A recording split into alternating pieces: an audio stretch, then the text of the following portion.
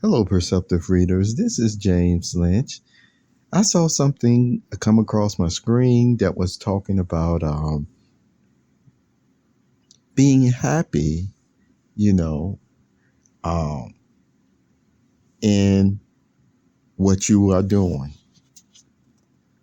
And it's actually more if you're a happy person, then you'll most likely enjoy what you're doing anyway. So it was almost like two ways of looking at it. And the key word is being happy, and that's one thing that I want to share with you.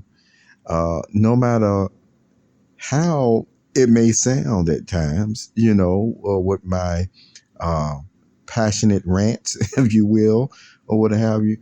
No, I really do enjoy what I'm doing as I put it all under the umbrella of James Poe Artistry Productions. hmm I do enjoy it. Uh, you know, One of the best ways I can just describe as far as why I talk so much about wages, you see, things of that nature. And it reminds me of another now uh, podcast or what have you. Um, I need to look up because I actually posted a link between a um, interview with Johnny Carson and Ronald Reagan. You see, President Ronald Reagan. And he actually was talking about how it used to be that it was only, I believe he said 17 cents at the most that was taken out of every dollar. And then he was saying now it's like 50 cents, and that was way back in the 80s. Yeah, something of that nature. And so then uh, he went on to still say, though, and this is the point I've brought out in some of my podcasts, that, when they talk about taxing the rich, and he said, and people be like, yeah, yeah, yeah.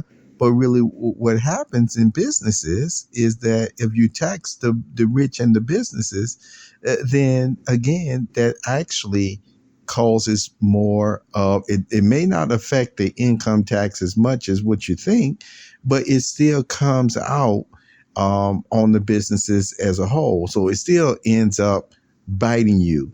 The same way that he mentioned of hidden taxes, um, just by purchasing the same product that you may be, creating yourself in these businesses. So I shared all that because remember in one of our podcasts, I said, the reality is, um, when they talk about paying your fair share, I've already said everybody is paying their fair share, but I'll just have to find that podcast to go along with it, because I think I named it something about making a profit is all right with me, or quite all right with me. So I just thought I'd share that with you. But over the years, yes, I've done series. I recently started uploading again the Apples and Oranges series. I think I did all the way up to 10 of those or what have you. Um, and it was one of those series that I always say it's a lot more to it, you see. But, I've done that quite a bit over the years where I've created series, whether they were 3, 4, all the way up to 10. And as I told you before, I did that for a reason. And, from what I understand, a lot of persons did like my series, but then I've seen examples of this that they just kind of took the idea and, did a different little twist with it here or there. And see, and what just concerns me though, and this is what I mean is, uh, I didn't realize that, for creativity in some of these places that they always end up saying where it's only one person who would be able to do this job or do that and get paid. And so it's almost like there's always somebody getting paid for what you may enjoy or love doing. You see what I'm saying? But because you don't fall within that group or what have you, it's like every time it comes to your own creativity, then guess what? It's almost like it's just taken from you. You see what I'm saying? And that has happened quite a bit. And so this is what I mean about, even though I enjoy what I do, and I'm happy doing the creative aspect and research aspects of it, there's still a lot to what I am capable of doing that I don't do because of the principle of the matter, that I mentioned in my Trademark Secrets podcast that I like to keep referencing to you because it tells the whole spirit behind why I still don't do certain things. And I don't feel, at least according to my process and the way that I view people and this and that nature, I don't feel that it is something that I even have to do to justify my resume, my qualifications, and things of that nature, because they've already been proven. I've been on this earth long enough where they've already been proven. And so I told you, whenever somebody keep trying to make you go through uh, uh, a whole, what I call rigmarole of proving yourself and almost making you have to go right back through your last 100 years of life, I like to use the expression, to reprove yourself again, that's just not being reasonable. And then, I normally could break out some Bible principles about gray-headedness, even though, I still got more, black hairs than I do the grays. But the whole point is all the same, when you get about this age, I told you, it's almost like people will sacrifice at times being happy with what they're doing for a paycheck. And that's if they got, like I said, again, family depending on them. And that's what happens, it's not that the person is, as they would say, sacrificing their dream or want to sacrifice their dream. They just, in their mind, realize their own family, their own responsibility is still more important than anything else, you see. And yet at the same time, and this is without me going into too much detail to it, there are still just certain jobs that no matter what, it just wouldn't be wise or smart for you to still even take, even for, you see, your means of taking care of your family, which I won't go into those. But see, that's what I'm saying. It is hope that you can make a living off of what is part of making you happy, And so all I can just say is, for persons who appreciate what I do with my reports and my other aspects of James Poe Artistry Productions, remember, this is actually organized and purposely controlled to this level. I'm talking about, for myself and maybe with some of the stuff that I have to fight with that causes me to have to function in this way, that would certainly improve with quality and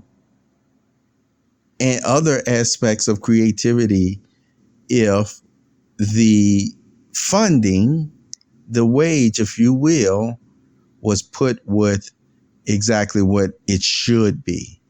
Okay.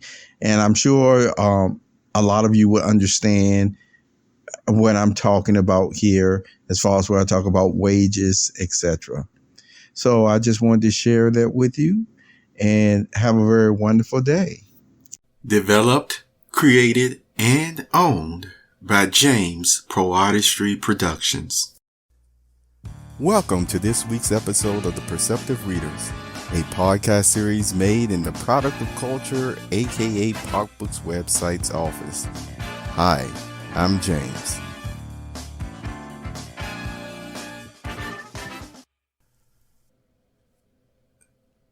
Good day, everyone. Hi, I'm James Lynch, and welcome to the Harp of Pleasantries Creative Writing Section 2. The Harp of Pleasantries is a creation of the PocBooks.com and PocBooks.crypto, which is in the manuscript phase. Let us begin.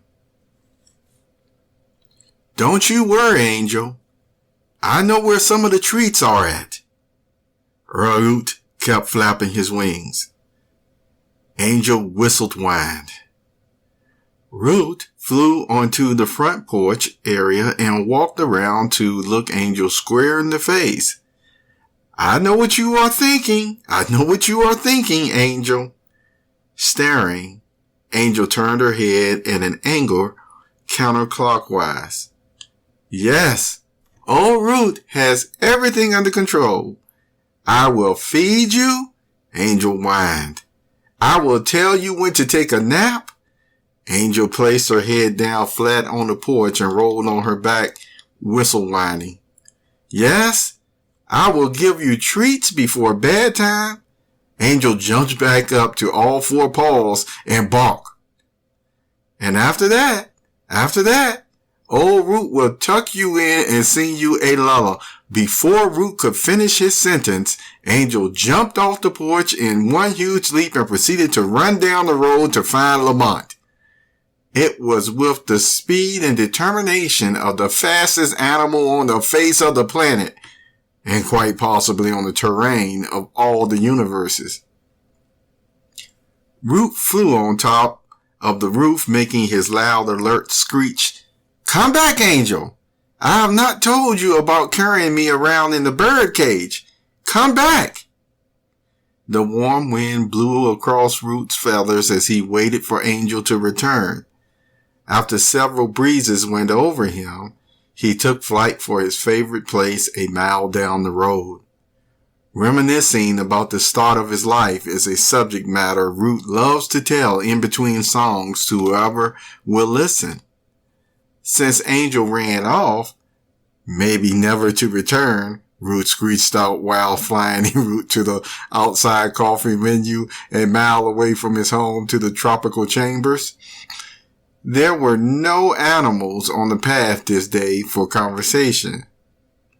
Thus, with the wind underneath his wings flowing with him, this colorful fluttering bird reached the tropical end faster than the sun that rises to mid-morning brightness.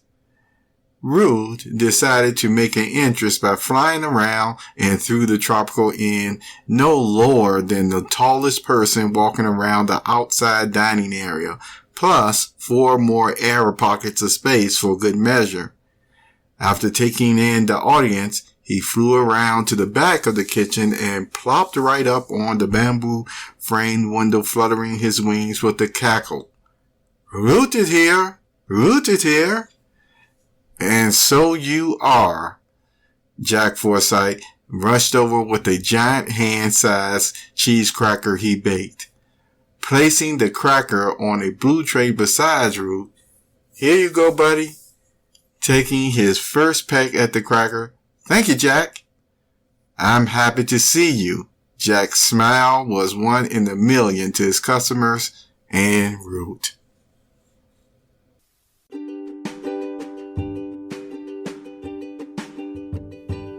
You have just listened to the Perceptive Readers Podcast. Remember, until next time, if you read something that encourages you to improve or enhance your life for the better, it becomes your reality.